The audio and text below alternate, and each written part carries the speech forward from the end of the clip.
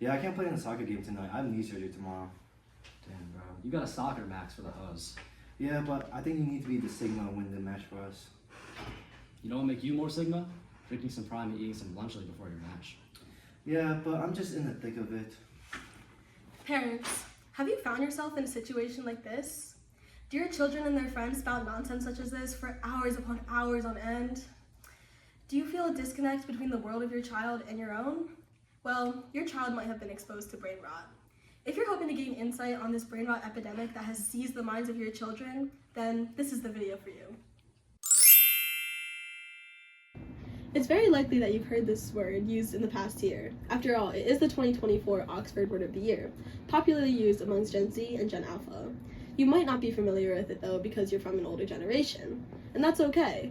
You might remember back in your day in 1854 when the term was first recorded in Henry David Thoreau's book Walden. In his book, Thoreau criticizes society's tendency to favor simple over complex ideas, seeing it as a general decline in intellectual effort. He writes, "While England endeavors to cure the potato rot, will not any endeavor to cure the brain rot, which prevails so much more widely and fatally?"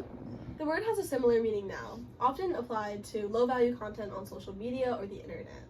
It can be used in two ways, to describe a person's mental state or certain content that causes such a state. In terms of a person's mind, Oxford defines it as the supposed deterioration of a person's mental or intellectual state, especially viewed as the result of overconsumption of media considered to be trivial or unchallenging. In terms of content, Oxford defines it as something that causes such deterioration. You might find yourself asking now about what type of content could possibly lead to this brain rot.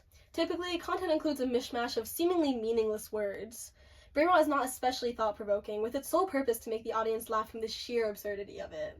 There's an overabundance of brain rot content online, and there are a few prominent phrases that seem to encapsulate the term as a whole.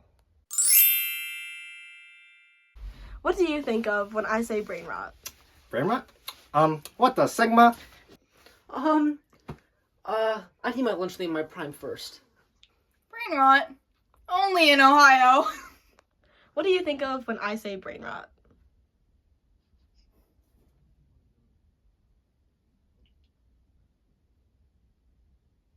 Thank you. As you can see, there are noticeable trends with the words and phrases associated with brain rot. Thus, by remembering these phrases, you might be able to identify if your child has brain rot. Many of these phrases are meaningless, but do have specific applications in conversations, so you might want to use them with your child to foster further understanding. For example, No, I don't know. I just really like him. Like, he's really sweet. Like, chat, is this Riz? who are you talking to? What are you doing? Chat, Who are you talking to? Are you okay? What? W Riz. What the Sigma? Now that we've defined this term and its usages, you can use this knowledge as you wish. You could use it to bridge the disconnect between you and your child, or you could attempt to direct them towards a more intellectual internet space. The term brain rot is, after all, rooted in the idea that social media can have harmful impacts on intellectualism. Either way, I hope your newfound understanding of brain rot can help you feel closer to your child and younger generations. On Skivity, that was a W idea! Boo!